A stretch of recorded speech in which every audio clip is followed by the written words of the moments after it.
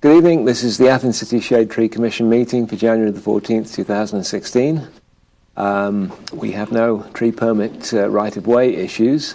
I'm going to give a summary of a meeting we had under Title 37 with the representatives of RVC after our last commission meeting. Jeff Buckley, John Katowski and I went to the RVC offices to discuss with the architects possibilities for the new site for Donwood's Ford dealership. This will be at the end of East State Street. Most commissioners have only just seen the plans on the night. So we decided we couldn't make a final decision at the time. We gave preliminary approval, subject to them coming back with a final plan after our meeting. At the meeting, we discussed some possible plantings of medium-sized trees along the perimeter of the parking lot, but they still will probably have to ask us to bank some trees. And the impermeable surface there is about 123 trees in total, and so we're probably looking at, I wouldn't necessarily say 100 trees, but it's going to be close to that, I think, at the end of the day. But I was hoping we might see their final plan tonight, but they haven't contacted me, and I don't think they've contacted you, Ron. No, okay. I also visited the site. I don't know if anybody else did. I walked through the site to beyond where the swale that crosses what will be their new large parking lot.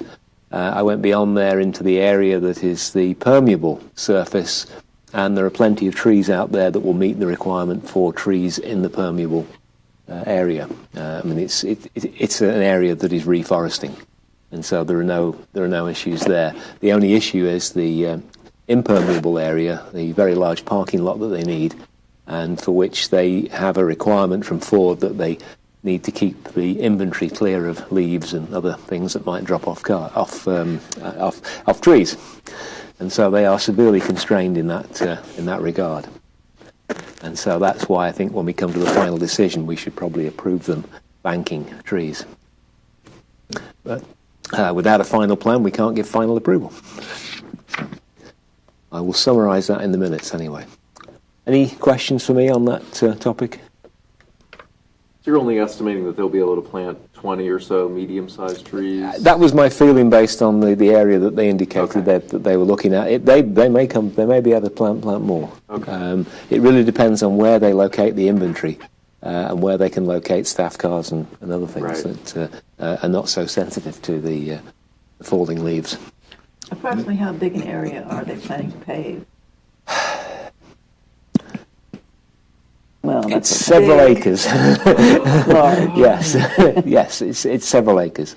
I mean, it's bigger than the Donwood Ford dealership is on East State Street now, because that is not big enough for Ford requirements for him to remain a dealer. So he's got to move to a larger area to cover that, and so that's why it's 123 trees that are required for the area. We can work backwards to what it is, but it's... So is this beyond that Mexican restaurant? It's way beyond it. Way beyond. Yeah. It's by the Super 8. Oh, it is by the Super 8. This side? Well, it's west of it? Or it's on the... It's this side of the Super 8. Back toward town on the Super 8. Just past it, I think. Okay, all right. Wraps in behind there. Okay. Well, if you know where Autotech is... Yeah, the Autotech. Well, they will be next to Autotech. Right, they'll be auto next to that. Right, yeah. Because one of the questions arose as to whether we could plant trees between those two properties, and we can't. Oh. There won't be space. They will put up a decorative fence at that point, but they said they couldn't put trees in that particular area. But not a living fence. No. Willows involved. No. Any other questions? Is there any possibility they could use permeable paving, or? I don't think so. I guess we don't have any. No, and I don't think that they will probably not want to use permeable paving. That is an area which will flood in any case. the area that is permeable is several times the area that is impermeable. I forget the reasoning for this, but I think there's 30 acres there in total, and they're covering, I think it's something on the order of 5 acres with this parking lot. So it is large, but the total area is very much bigger than what they've got. And what were they using the permeable area for? More parking? No. I don't understand why they had to buy it. I don't. It may just be that was the only deal that was available to them. Right, I don't know. Yeah. But They could be thinking about moving other parts of their operation there too in the future. But they're constrained by the floodplain regulations, okay, and that appered to be limiting what they can do there. And are they going to raise the? Well, the area that they're on, I think, is at the 100-year level, but I'm not sure. Right. They will have to. They will certainly have to comply with the 100 year level for any buildings that are there. I'm not sure about the parking lot, because I don't think parking lots are covered by the floodplain regulations. I do have a suggestion. This is a considerable number of trees that would be banked, and I would just suggest that we consider planting sites near that location. I know there are a lot. It seems like there are a lot of opportunities along the bike path still, perhaps along the stretch behind Walmart and some of the other businesses where it's currently rather bare, and the sun tends to beat down sometimes on afternoon recreation. Yep. Yeah, that's true. The bike path is full of opportunities for this.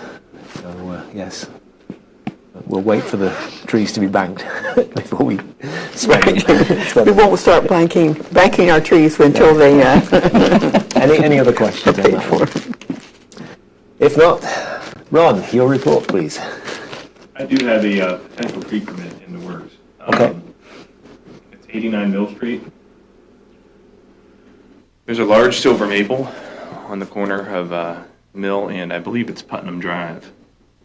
And the property owner is concerned about the tree because it's impacting their foundation and sewer lines and sidewalk. And I looked at it today, and it's a monstrous root system. However, it's a healthy tree, so I'm hesitant on saying anything bad about it without having the tree commission take a look at it. So I'll put a tree permit together for that one. Yeah. So if they would remove it, it would be a significant number of trees that they would need to plant to come up with that. But this presumably is one of the older maples, silver maples that's on there. One of the big problems with it is it's got a triple leader. Okay. Yeah. What is the address again? 89 Mill Street. And their concern is the root damage to foundation, or the roots are. If you take a look, the root system is monstrous. Okay.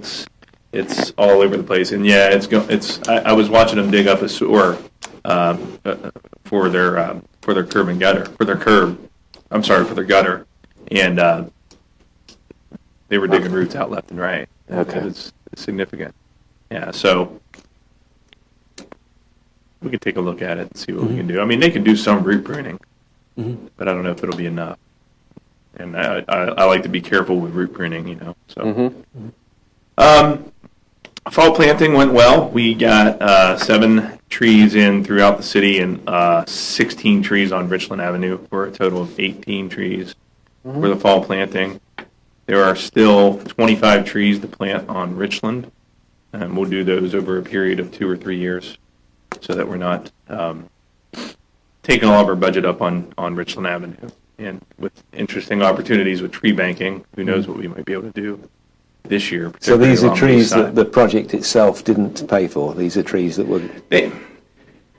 We ended up needing to make a separate purchase order for the trees on Richland Avenue, Okay. So they weren't included in the project originally, simply because I went out and walked the site with Greenleaf Landscaping and Jessica Dine, and in the past, Richland's kind of been considered one of those streets that didn't have a lot of opportunities. Well, we found a lot of opportunities. Good. 41 of them to be exact. So, yeah, we'll get some trees planted.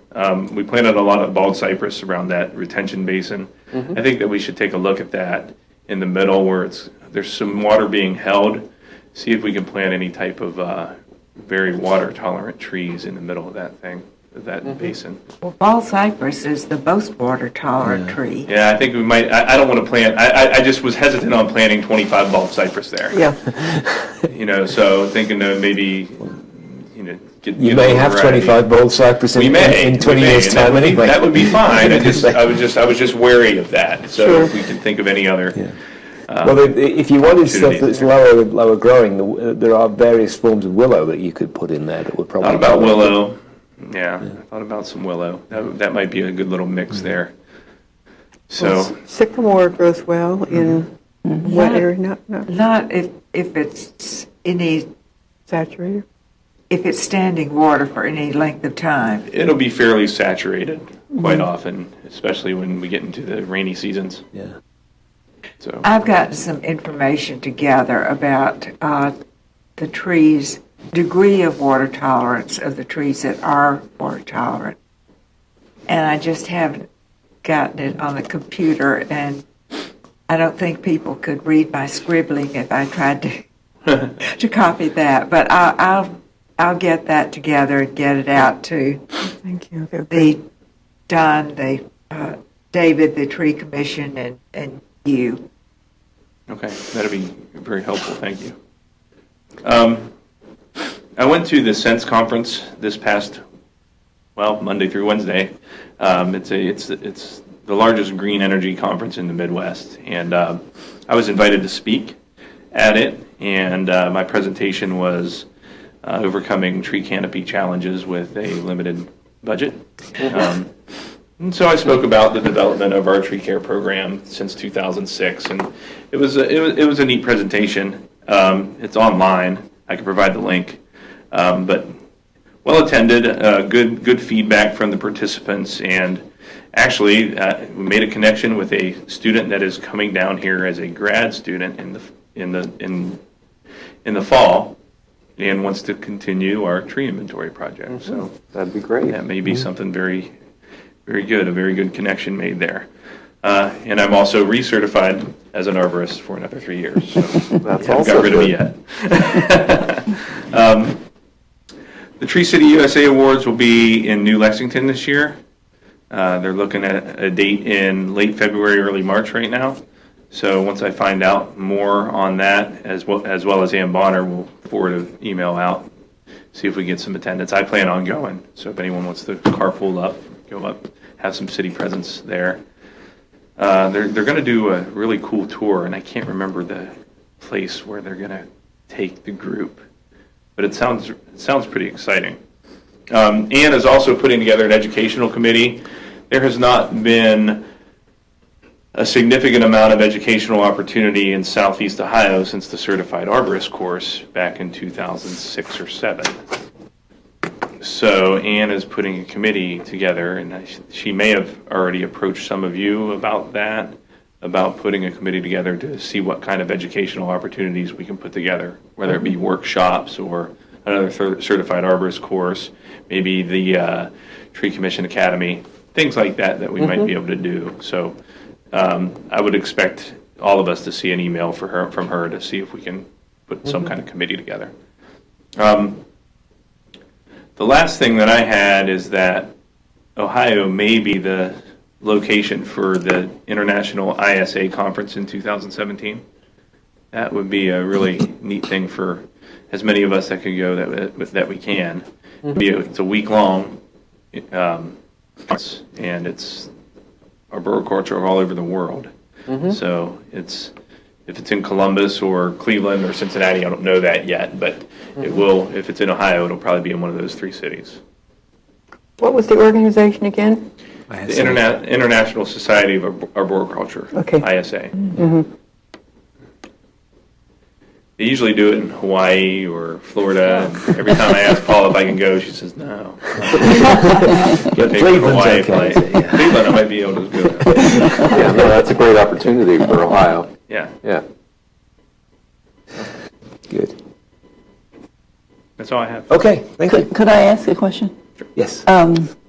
You said the fall planting. Does that mean there's a certain period of time that quota of trees applies, or? No, it's just kind of our standard practice that we've done over the last few years. Is we do the bulk of our planting in the fall, and we might do some interspersed throughout the year, but we spend $5,000 to $10,000 to plant in the fall. And usually how many trees is that? I try to get at least one more than we remove. So if we do 12 arugula, we're going to plant at least 13. We typically get about 15 to 20 trees planted. That's it, huh? Yeah. See, we don't have a dedicated budget for it. We have money from the tree commission, which is, I believe, is $4,000, and then that money is utilized for maintenance of canopy and other tree needs throughout the year. And then when it all comes together, we look at different fund lines to see what we can use. Usually, we use a lot of money from the street department to do our tree work. Okay. And sometimes, even though it's called fall planting, if the particular species will be planted better in the early spring, then they get delayed until the early spring. Yeah. But still, we're within a I've also been made restraint aware of a budget of about 13 trees. I've been made aware at the Sense conference. I was made aware of a few grant opportunities out there that I'm going to explore. So there may be some money out there for tree canopies. Also sat through a conference or one of the sessions that was really interesting. It was regarding root pruning, and the practice in general is it's very acceptable. It's an acceptable practice. There are different levels of root pruning, of course, but typically trees respond fairly well. If they're already a healthy tree and you do some root pruning, they typically respond fairly well. You know, they'll root out still and be okay. So I think it's something that we might want to look at in the future if we're doing some sidewalk work or we hear that complaint that we have to remove that tree. Well, maybe not. And I also sat through a session on that, how we deal with the infrastructure and trees, and there was significant discussion regarding sidewalks and tree roots and how we can do things a little bit better in terms of, and root pruning being one of the acceptable practices. So I think it's good information to share. Would any of that information help you with the silver maple that you're talking about? Yes, I think so. Good. Any other questions for Ron? Okay. I think we've probably covered maintenance of the tree canopy in your report. Any other items of business that commissioners want to raise? If not, we've got the minutes of the last meeting to review and approve.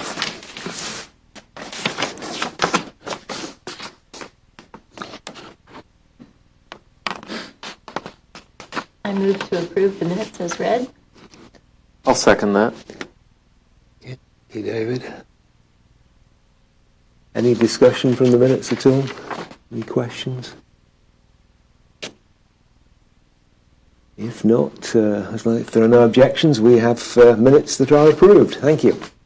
And our next meeting will be February the 11th, and with that we are adjourned. Thank you.